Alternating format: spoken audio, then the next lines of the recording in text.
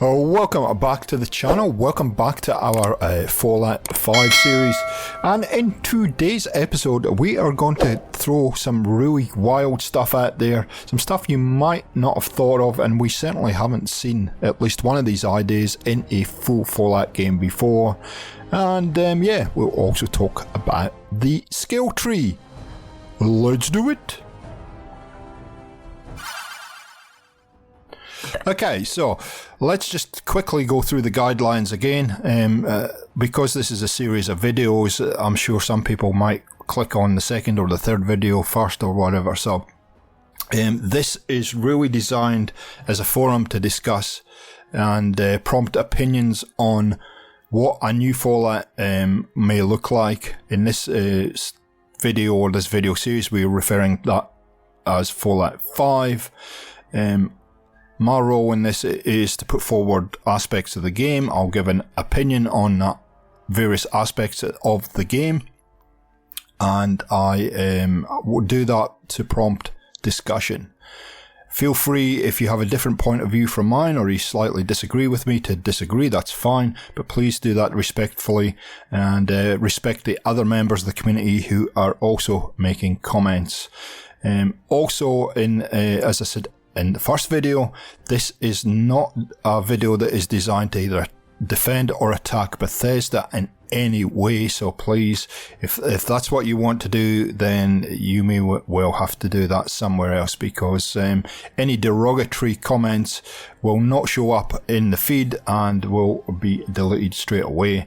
And also, you know, if that's persistent, then there may be suspensions or bans put in place, and that's something I really do not want to do, but I need to be honest with you up front about how this whole process is going to work. So to make comments, you can make them down below, or you can join the thread that we've put together in the Discord. Discord link is in my About section on my YouTube channel. And yeah, it's hopefully it will be good. There'll be a lot of discussion on this, and hopefully we will get something at the end of it that shows exactly what the community want to have as the next Fallout, and I'm toying with the idea of sending that to Bethesda at some point. So I want to start today's discussion with a curveball, one out of left field, one that to me seems obvious should be in the game, but you know, in a regular Fallout game it's not there. Now, you run around the Capital Wasteland or the Mojave or Commonwealth or wherever, West Virginia, and you see lots of technology around, lots and lots of technology. We've got energy weapons, you know, the Institute had nuclear, for goodness sake. We have generators going on, fusion cores, all kinds of technology there, and it bamboozles me why, and here it comes guys, why there are not drivable vehicles in a Fallout game. And that's what I'd like to see happen next. I don't know how you feel about that. I actually think you could have a whole kind of section of building where you could modernize and upgrade and customize your particular ride. Now, do I want a Fallout game to turn into a driving simulator? Absolutely not. That's not what I'm talking about. And maybe the vehicles have to be restricted to certain parts of the new Fallout 5 map, or parts of the map, or whatever. But also, I'd like to see some underground parts of the new map that also have things like we saw in Nuka World, where the train is still running. I'd like to see that, some of those undergrounds where you could go from station to station and explore if you need to. Now, quite honestly, what prompted this was I was playing the Bleachers mod recently, and if you haven't seen those playthroughs, I've done them on the live stream. I've also done a mod review, but one of the characters there was working with a storyline with the Atom Cats, and she went to Corvega and found a engine, and had every intention of putting together a motorcycle. Now, it seems that it's just perfectly set up for drivable, moddable, customizable vehicles. You could have a whole storyline with the Atom Cats, and the Atom Cats garages being all over the new map where you'd access your vehicles from. And those would be the guys that you had to go and buy your upgrades from and all the rest of it, much the same as you did with your Atom Cat's power armor. I think it would be fantastic for the game, but like I said, I don't want to see it turn it into an open world driving simulator. I think there needs to be some restrictions, and you can see by the footage I'm showing, which is the Mad Max footage, that what could potentially be possible. But also, I think there's got to be some penalties if you decide to drive a vehicle, i.e. the bad guys will have a much better opportunity to ambush you and attack you because they can hear you coming. So it needs to be a little bit balanced if you decide to run around with certain vehicles. What that breakdown in vehicles could be, there's plenty of stuff around the wasteland. There are motorbikes, there are cars, there are trucks, buses, all kinds of stuff there. And maybe you could have here's a really wild one. Maybe you can have your player home as a bus or a lorry truck. You can mod that completely out to be a player home, and you can drive it around from point to point in the wastelands, the Commonwealth, whatever the next iteration of Fallout might be.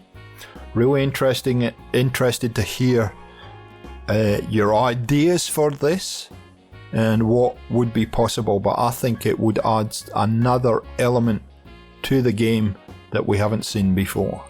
So secondly, another curveball or something to you to think about, although we do have it in 76 right now, is a in-game currency. Now, you're going to say we do have an in-game currency, G4, it's called caps. I'm thinking of a secondary currency. And how this would pretty much work is you pretty much just play the game. You will get rewarded with this in-game currency, but you won't get rewarded with it all the time. You really would have to work for achieving this. It might be leveling up.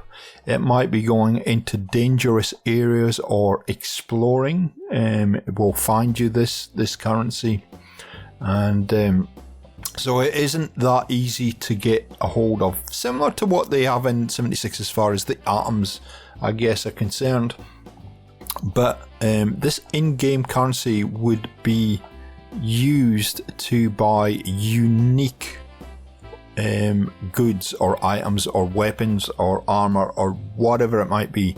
Now, to be able to do that, then you would have a number of shopkeepers in very isolated and out the way places. There wouldn't be a lot of these guys that you could buy these items from, and but if you are fastidious about finding the currency, you will be heavily rewarded for doing so. So that is my idea, to have this kind of secondary in-game currency.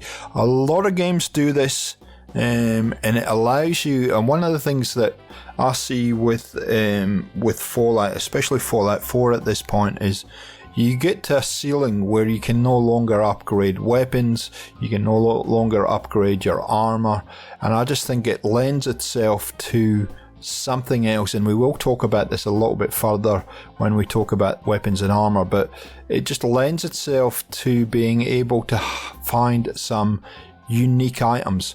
Also, I think that the in-game currency for those extremely hard lock-picking scenarios that you come up against, having it in there would be a real bonus.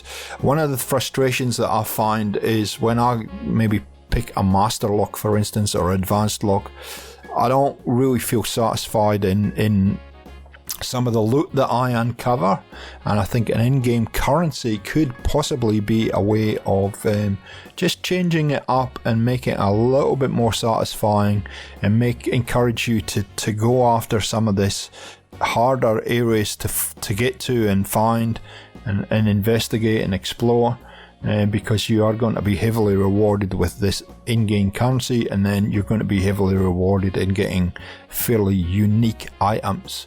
Let me know what you think about that scenario. So next I want to move on to talk about the skill tree, and the skill tree has evolved somewhat since Fallout 3, but however, the fundamentals of how the skill tree works and how you can upgrade your character and make him or her stronger over time really hasn't changed that much. And I think Fallout 76 has a little bit of a unique twist on that, and we'll look at that in a while. But let's go back to Fallout 3 for a start, and just let's have a quick look at where this all started and the kind of evolution through the different Fallouts, and you'll see what I'm talking about. So here we are in Fallout 3. I'm going to bring up the skill tree in a second. We're going to find it first. Here it is. So you can see we have our specials as we're used to. We pick those at the start of the game, and then we can add to them as we go through it. And then beyond that, we have skills and perks. And it was a very simplistic kind of system, and you could choose the build that best suited your playstyle. I'm not big on melee weapons, so I didn't really pick that big amount of points in melee. Barter was saying ham-ha, and then you had your perks that give you another boost. So that's the fundamentals of where we started. And when you go into New Vegas and then when you go into Fallout 4, although Fallout 4 changed a little bit, this just stays the same pretty much in the background. So Fallout 4 switched up the game a little. The look of the skill tree was quite different. You can see there's different levels that you could go to. There was so much that you could choose from. Obviously you had your specials up the top there, but there's so many directions you could take your character in. And you could really hone in and customize the heck out of your character in Fallout 4, more so than I think you ever had before.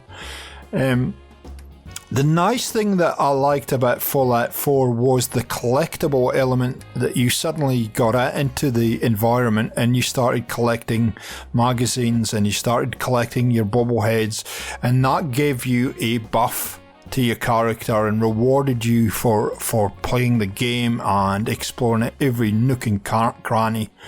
And then on top of that, the quests with your NPCs, the likes of Nick Valentine, McCready, Kate, Piper, Curry, etc., gave you another buff if you completed their quest lines.